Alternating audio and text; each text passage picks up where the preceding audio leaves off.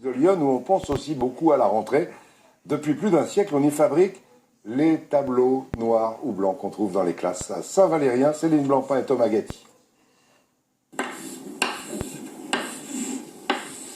Il y a parfois des sons reconnaissables entre tous, comme le crissement d'une craie sur un grand tableau vert. Cet objet si cher aux instituteurs, qui pendant plus d'un siècle a rythmé la vie de milliers d'écoliers. On n'avait pas de photocopie dans ce temps-là, hein. On écrivait tout à la main. La maîtresse nous mettait tout sur le tableau et puis on écrivait tout à la main. On était à tour de rôle pour le nettoyer, puis ça faisait de la poussière.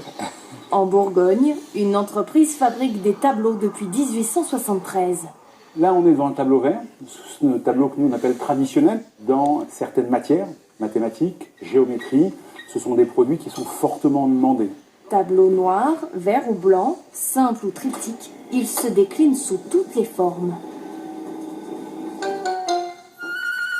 Première surprise dans l'atelier, l'ardoise trop lourde, trop fragile, trop coûteuse a disparu depuis bien longtemps. Voilà notre matière première, donc de la tôle émaillée, cuite à 800 ou à 600 degrés, qui permet en fait à la craie d'adhérer. Créée à la fin du 19e siècle, cette PME de 56 salariés était à l'origine spécialisée dans les petites ardoises. Après 2 dépôts de bilan dans les années 90, elle est aujourd'hui plébiscitée par les collectivités locales pour l'équipement des établissements scolaires. En France, on a des normes. La qualité de l'émail, ils sont garantis à vie. On est quand même assez fiers de rester en France, de pouvoir produire ici, être compétitif et avec des produits de qualité.